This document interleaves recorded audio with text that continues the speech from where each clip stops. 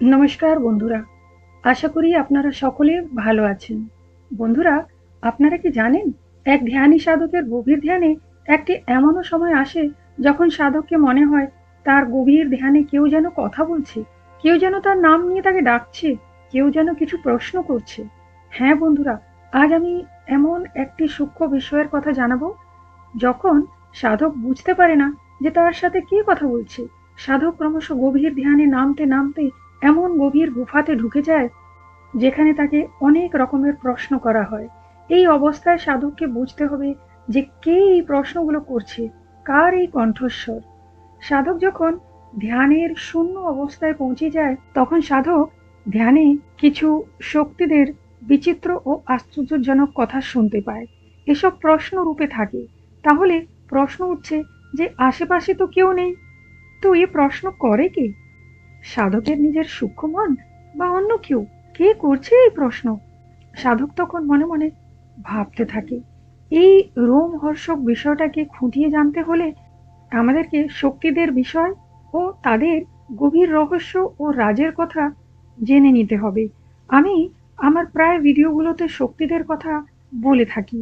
যেমন নাম্বার 1 সূক্ষ্ম শক্তি, নাম্বার 2 অলৌকিক শক্তি, নাম্বার 3 অদৃশ্য শক্তি, নাম্বার 4 দিব্য শক্তি। এদের মধ্যে পুরো বটম থেকে যদি অ্যানালিসিস করব, তো যেসব শক্তিরা সাধকের ধ্যানে কাজ করেন তারা হচ্ছেন, আমি এখানে আবার নাম্বার ওয়াইজ বলবো।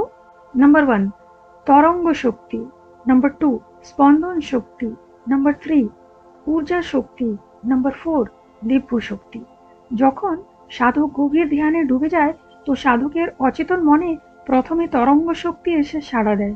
যখন সাধকের মধ্যে এই তরঙ্গ শক্তি কাজ করে তখন সাধক আধ্যাত্মিক শক্তি বা ব্যবস্থার প্রতি আকর্ষিত হয়। তাকে কেউ শেখায়নি বা তাকে কেউ বলেনি যে তুমি এই আধ্যাত্মিক বিষয়গুলোকে নিয়ে আলোচনা করো বা পূজা পাঠ করো বা মন্ত্র জপ করো বা কোনো গুরু খোঁজো, কিন্তু সে নিজের থেকেই স্বপ্রেরিত হয়ে আত্মপ্রেরিত হয়ে আধ্যাত্মিক পথের দিকে এগোতে থাকে। তো এর পিছনে কার প্রেরণা থাকে? এর পেছনে যে শক্তি কাজ করে তার নাম হচ্ছে তরঙ্গ শক্তি। ফর এক্সাম্পল, বন্ধুরা, আপনারা এই আধ্যাত্মিক পথে যখন প্রথমে পাড়ি দিয়েছিলেন তখন কিন্তু আপনাদের মনে প্রাণে হালকা করে যে তরঙ্গ ওয়েভস কাজ করছিল সেসব কিন্তু এই সূক্ষ্ম তরঙ্গ শক্তিরাই ছিল। আর তারপর সাধক সাধনাতে নামে, মন্ত্র জপে নামে, তখন তাকে স্পন্দন অর্থাৎ ভাইব্রেশন এনার্জির সম্মুখীন হতে হয়। এই ভাইব্রেশন এনার্জি হচ্ছে দ্বিতীয় নম্বরের শক্তি। ফর এক্সাম্পল, মনে হয় আপনাকে কেউ আধ্যাত্মিক পথে নিয়ে যেতে চায়। সাধক তখন মনে মনে ভাববে আমাকে যেন কেউ টানছে, এই আধ্যাত্মিক বিষয়গুলো আমার কেন এত ভালো লাগছে, অথচ আমি পড়াশোনা করছি, আমি ইয়াং, আমার বয়স এত নেই যে আমি আধ্যাত্মিক বিষয়গুলোকে নিয়ে ভাবনা চিন্তা করব, কিন্তু তবুও যেন কেন আমার মন সেদিকেই টানে, কেউ যেন সাধককে ডাকে। আর তখন সাধক গুরু খোঁজা আরম্ভ করে। এই ক্রিয়াগুলো যখন হয় তখন বুঝতে হবে যে তার মধ্যে ভাইব্রেশন এনার্জি অর্থাৎ স্পন্দন শক্তি কাজ করা আরম্ভ করে দিয়েছে। এরপরে নাম্বার 3 হচ্ছে ঊর্জা শক্তি, যার কথা আমি আমার কুণ্ডলিনী জাগরণের ভিডিওগুলোতে বারংবার বলেছি। এই ঊর্জা না হলে দেহ যে সঞ্চালিত হবে না, দেহ যে কাজ করবে না।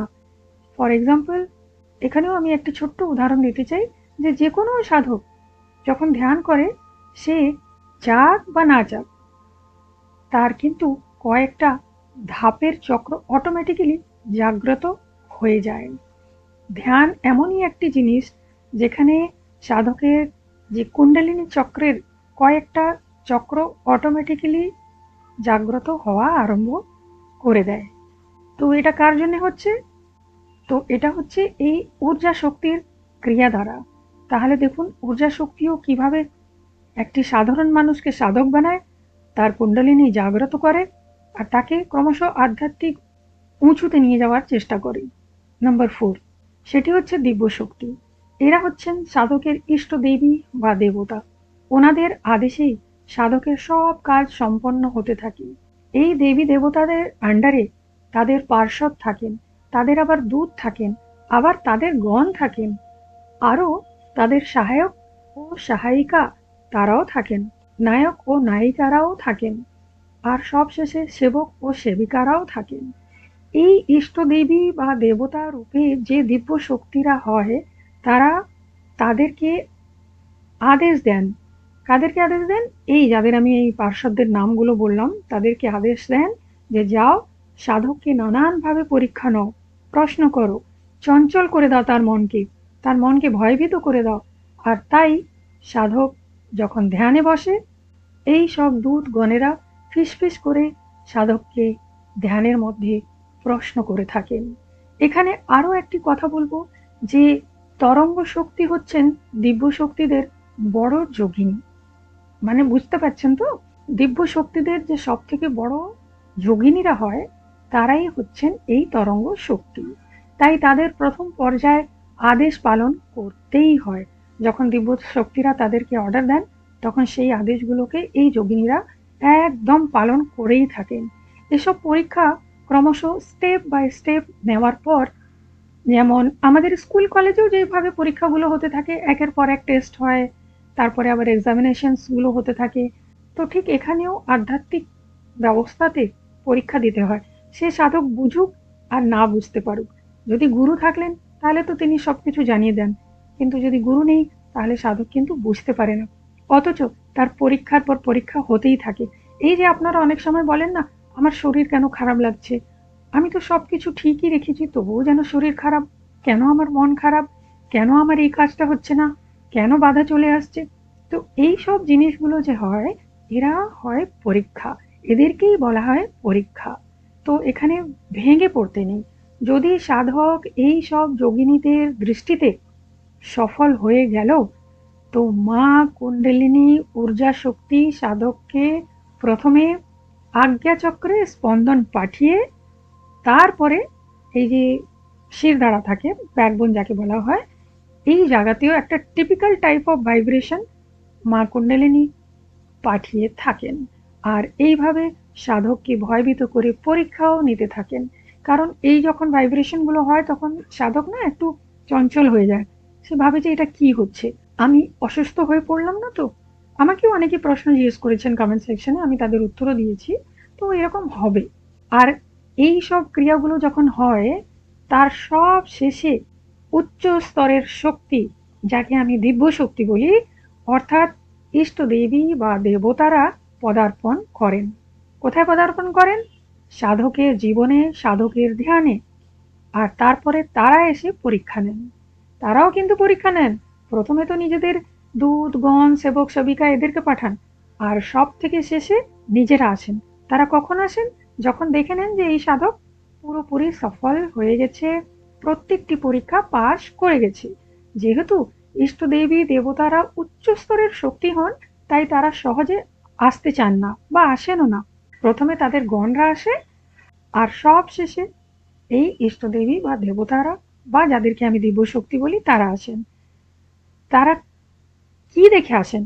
তারা সাধকের তপবল ও ইচ্ছা শক্তির প্রতি আকৃষ্ট হলে তারপরে গিয়ে তারা পরীক্ষা নিতে আসেন ও সাধককে নানানভাবে পরীক্ষা নেন। এই পরীক্ষাটা একদম টাফ থাকে। তারপরে গিয়ে সাধককে সফলতার আশীর্বাদ দিয়ে পরীক্ষাগুলোতে পাশ করিয়ে দেন।